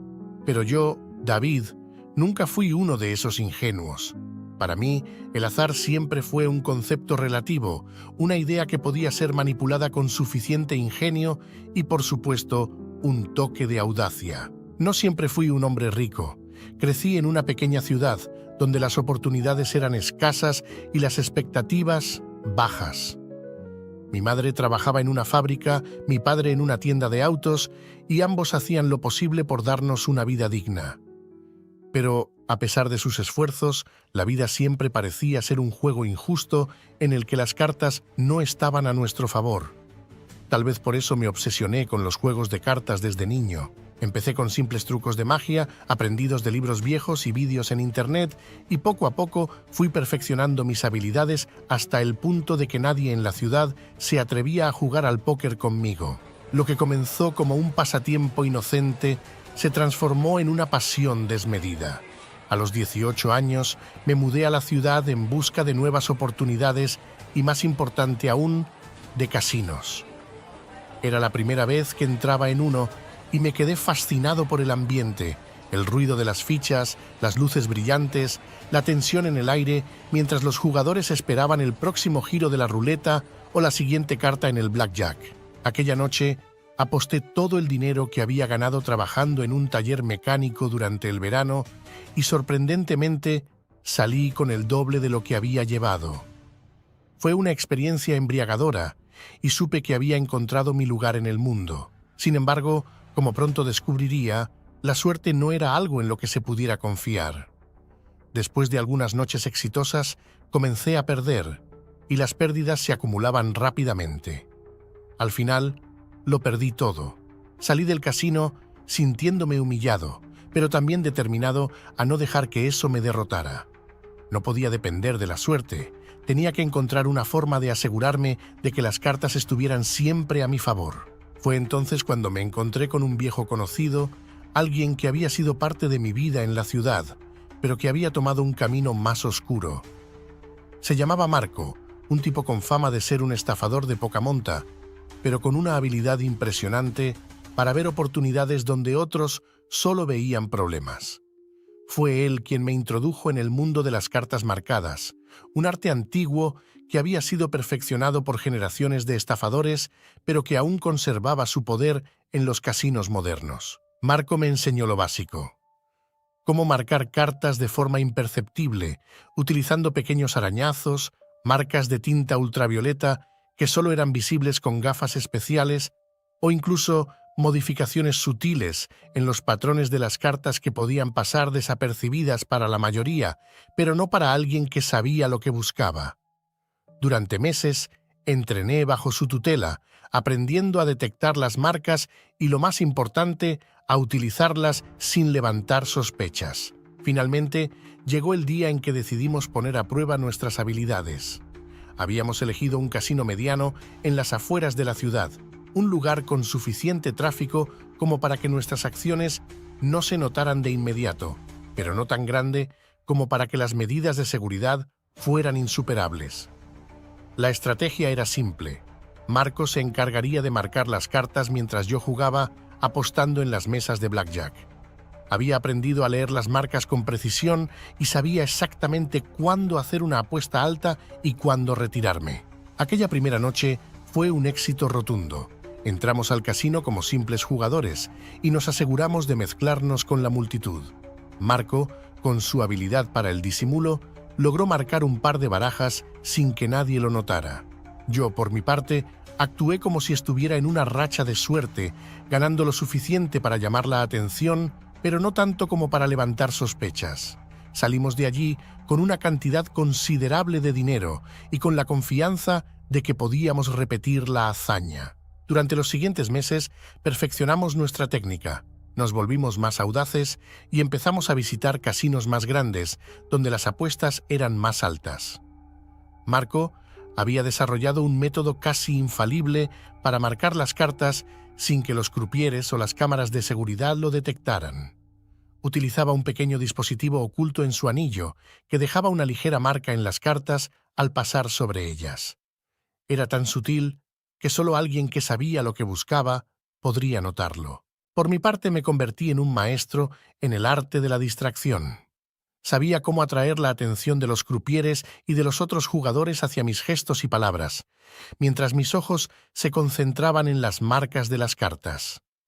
Mis ganancias aumentaban con cada visita al casino y pronto empezamos a amasar una pequeña fortuna. Sin embargo, a medida que el dinero fluía, también lo hacían las complicaciones.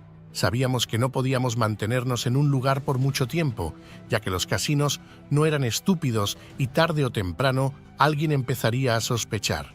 Así que empezamos a movernos de ciudad en ciudad, siempre cuidando de no volver a los mismos lugares demasiado pronto. Marco y yo éramos un equipo perfecto, y nuestra confianza en nuestra habilidad crecía con cada éxito. Pero entonces, en una noche que parecía ser como cualquier otra, las cosas tomaron un giro inesperado. Estábamos en uno de los casinos más grandes de la ciudad, un lugar al que habíamos evitado hasta entonces por sus estrictas medidas de seguridad, pero que finalmente decidimos probar. Las mesas de blackjack estaban llenas y el ambiente era eléctrico. Sabía que teníamos que ser extremadamente cuidadosos. Esa noche, las cartas parecían moverse a nuestro favor. Cada mano que jugaba me acercaba más a la victoria y sentía la adrenalina correr por mis venas. Marco, sentado en otra mesa, me observaba discretamente, asegurándose de que todo estuviera bajo control, pero justo cuando estaba a punto de hacer una apuesta particularmente alta, noté algo extraño. Uno de los crupieres, un hombre de mediana edad con una mirada astuta, parecía estar observando mis movimientos con más atención de la habitual. Intenté mantener la calma, pero mi mente estaba en alerta. Sabía que, si levantaba sospechas, todo el plan podría venirse abajo. Decidí hacer una pausa, tomar un trago y pensar en mi próxima jugada. Sin embargo, mientras estaba en el bar, noté que uno de los guardias de seguridad se acercaba a Marco, y mi corazón se aceleró. ¿Nos habrían descubierto? Me acerqué a la mesa donde Marco estaba sentado, intentando parecer casual. Pero antes de que pudiera decir algo, el guardia habló. «Señor, ¿podría acompañarnos un momento?» Marco, siempre hábil con las palabras, preguntó si había algún problema, pero el guardia solo repitió su petición. Sabía que algo andaba mal, pero también sabía que cualquier movimiento en falso podría empeorar las cosas. Decidí que era momento de retirarse, pero lo haría con estilo. Mientras Marco era escoltado por el guardia, yo me dirigí a la mesa de blackjack y coloqué una última apuesta, la más alta que había hecho esa noche. Sabía que las cartas estaban a mi favor. Las había leído claramente. El croupier repartió las cartas y, como esperaba, obtuve un blackjack perfecto.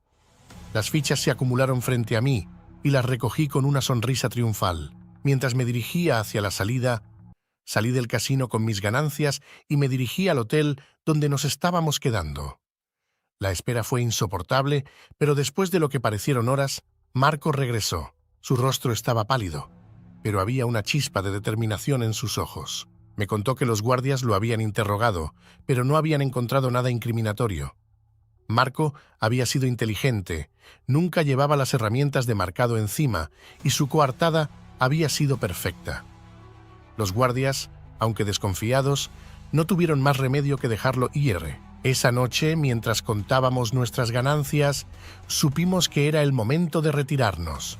Habíamos logrado lo que pocos podían: derrotar al sistema, salir victoriosos y, lo más importante, sin ser atrapados. Decidimos tomar nuestro dinero y desaparecer antes de que nuestra suerte se agotara. Con el dinero que habíamos acumulado, Marco y yo nos mudamos al extranjero. Compramos propiedades, invertimos en negocios legales y comenzamos una nueva vida lejos de las luces brillantes de los casinos. Nadie en nuestro nuevo círculo sabía de nuestro pasado, y eso era exactamente lo que queríamos. Hoy en día, cuando pienso en esos días, lo hago con una mezcla de nostalgia y alivio. Supimos cuándo retirarnos, cuándo dejar de tentar a la suerte. Ganamos millones, pero más importante aún, ganamos nuestra libertad. Y aunque sé que lo que hicimos fue peligroso y controversial, no puedo evitar sentir un pequeño orgullo por haber superado al sistema en su propio juego. Al final, el azar es solo una ilusión, y con suficiente ingenio, incluso las cartas más marcadas pueden llevarte a la victoria.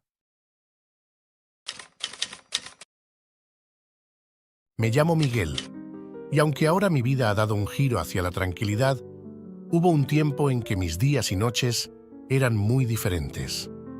Mi historia, y la de mis amigos, es una que solo podría haber sucedido en los años 90, cuando las cosas eran más simples, las reglas más flexibles y el ingenio podía llevarte a lugares que hoy parecen imposibles. Esta es la historia de cómo, durante casi una década, nos convertimos en los reyes del engaño, falsificando fichas de casino y disfrutando de una vida de lujo mientras manteníamos un perfil bajo.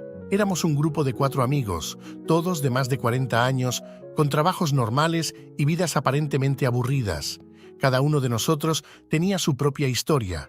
Yo, un impresor que había pasado años en una pequeña empresa de artes gráficas. Roberto, un ingeniero mecánico con un don para reparar cualquier cosa que se le pusiera enfrente. Julián, un exmilitar meticuloso y disciplinado, y Andrés, un genio en electrónica que podía construir cualquier dispositivo que imaginara. Nos conocimos en la secundaria y aunque nuestras vidas tomaron caminos diferentes, siempre mantuvimos la amistad. Los años 90 eran tiempos interesantes. Internet apenas comenzaba a asomarse en nuestras vidas, los teléfonos móviles eran una rareza y la seguridad en los casinos no era ni remotamente lo que es hoy. Había un cierto caos en el aire, una sensación de que podías hacer cualquier cosa si eras lo suficientemente listo.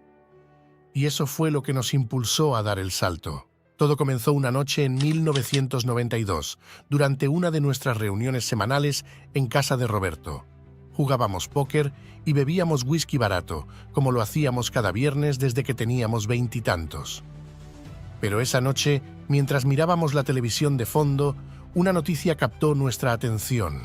Un reportaje sobre el auge de los casinos en el país, lugares que prometían riquezas inmediatas a quienes se atrevieran a jugar. Roberto, siempre el más pragmático del grupo, comentó que esas riquezas probablemente se quedaban en los bolsillos de los dueños de los casinos, no en las manos de los jugadores. Fue entonces cuando Andrés, medio en broma, lanzó la idea que cambiaría nuestras vidas para siempre. ¿Y si pudiéramos fabricar nuestras propias fichas? Al principio nos reímos. Parecía una locura, algo sacado de una película. Pero cuanto más lo pensábamos, más sentido tenía. En aquellos días, las fichas de los casinos no estaban hechas con la tecnología sofisticada de hoy. Eran simples discos de arcilla o plástico, con un diseño básico y pocos elementos de seguridad.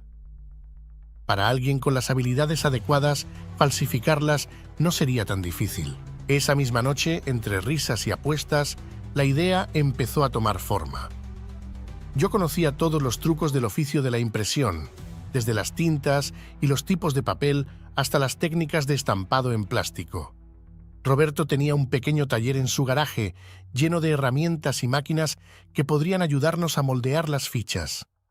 Julián, con su disciplina militar, sería el encargado de la logística y seguridad, asegurándose de que no dejáramos cabos sueltos. Y Andrés, con su conocimiento en electrónica, se encargaría de cualquier cosa relacionada con tecnología, como evitar que los dispositivos de detección en los casinos nos delataran. Durante semanas trabajamos en secreto. En el garaje de Roberto, que convertimos en nuestro cuartel general, empezamos a experimentar con diferentes materiales y métodos. Al principio, los resultados fueron desastrosos. Las fichas se rompían fácilmente, el color no era el adecuado, o las marcas eran demasiado evidentes. Pero con cada fallo, aprendíamos y mejorábamos. Pronto, logramos fabricar nuestras primeras fichas que eran prácticamente indistinguibles de las originales. Nuestro primer objetivo fue un casino pequeño en las afueras de la ciudad, un lugar que atraía a los apostadores locales y donde las fichas de bajo valor circulaban en gran cantidad. La idea era empezar poco a poco, introduciendo nuestras fichas falsas en la mezcla y ver cómo reaccionaba el sistema. Nos repartimos el trabajo. Julián se encargó de vigilar las entradas y salidas del casino, asegurándose de que no nos seguían. Roberto y yo entramos como simples jugadores, mezclando nuestras fichas falsas con las originales, y Andrés se quedó en el coche, listo para intervenir si algo salía mal. Esa primera noche fue un éxito modesto. No nos arriesgamos demasiado, pero logramos introducir suficientes fichas falsas para salir con una buena cantidad de dinero en efectivo. Nos emocionó tanto el éxito que al salir del casino nos fuimos directamente a un bar cercano a celebrar. Allí, entre cervezas y risas, nos dimos cuenta de que teníamos algo grande entre manos. Con el tiempo, nuestra operación se volvió más sofisticada. Aprendimos a perfeccionar nuestras fichas, haciendo que fueran aún más difíciles de detectar. Experimentamos con diferentes técnicas de impresión para imitar los detalles más finos, desde el logotipo del casino hasta los patrones en los bordes de las fichas. También invertimos en mejor equipo, Compramos una prensa antigua que adaptamos para moldear las fichas con mayor precisión, y Andrés construyó un dispositivo que podía detectar las señales de radiofrecuencia utilizadas por algunos casinos para rastrear sus fichas. Nos movíamos con cuidado, cambiando de casino cada pocas semanas para no levantar sospechas. A medida que nuestras habilidades mejoraban, también aumentaba nuestra ambición. Empezamos a visitar casinos más grandes en diferentes ciudades del país. Planeábamos cada golpe con meticulosidad, estudiando los hábitos de los empleados del casino, las cámaras de seguridad y las rutas de escape.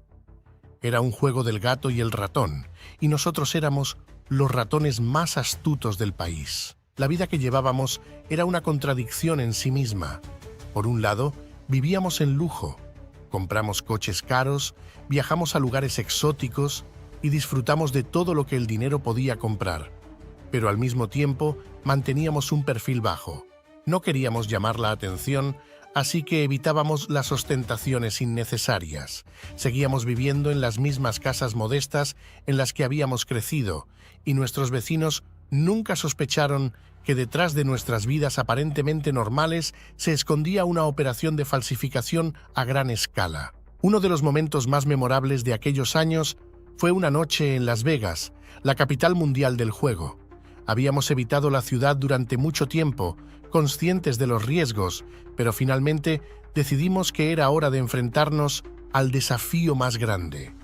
Llegamos a Las Vegas con la certeza de que, si podíamos engañar a los casinos allí, podríamos hacerlo en cualquier parte. Esa noche, todo salió a la perfección. Entramos en uno de los casinos más icónicos de la ciudad, un lugar donde las luces de neón iluminaban las calles y el sonido de las máquinas tragaperras resonaba en cada rincón. Con nervios de acero, mezclamos nuestras fichas falsas entre las verdaderas y jugamos con la misma precisión con la que habíamos practicado durante años. Las fichas pasaron desapercibidas y nuestras ganancias se acumularon rápidamente. Después de esa noche en Las Vegas, sabíamos que habíamos llegado a la cima. Nos convertimos en leyendas dentro de nuestro pequeño círculo de confianza, aunque siempre nos aseguramos de que nadie más supiera lo que estábamos haciendo. Mantuvimos nuestra operación durante casi una década, y en todo ese tiempo nunca fuimos atrapados. Los años 90 fueron una época dorada para nosotros, una era en la que el ingenio y la habilidad podían derrotar a los gigantes del juego. Pero, como todas las grandes historias, la nuestra también llegó a su fin. A finales de la década, los casinos empezaron a implementar nuevas medidas de seguridad, utilizando tecnología más avanzada para rastrear y detectar fichas falsas. Sabíamos que el juego estaba cambiando y que no podíamos seguir adelante sin correr riesgos innecesarios. Así que, después de una última gran operación en un casino del Medio Oeste, decidimos retirarnos. Hoy en día, cuando nos reunimos para recordar esos años, lo hacemos con una mezcla de nostalgia y satisfacción. Cada uno de nosotros siguió su propio camino. Roberto volvió a su taller y sigue reparando coches y máquinas, aunque ahora como hobby. Julián abrió una pequeña empresa de seguridad donde aplica la misma meticulosidad que mostró durante nuestros días de gloria. Andrés se mudó a una ciudad costera y ahora trabaja como consultor en tecnología, mientras que yo me dediqué a la impresión de alta calidad y me hice un nombre en la industria. A pesar de todo, herramientas rústicas y mucho ingenio, lograron lo imposible: vivir una vida de lujo y emoción, engañando al sistema en su propio juego. Y aunque hoy vivimos una vida tranquila, lejos de la adrenalina y los riesgos, siempre habrá una parte de nosotros que recuerda con cariño aquellos días en los que éramos los reyes de la noche.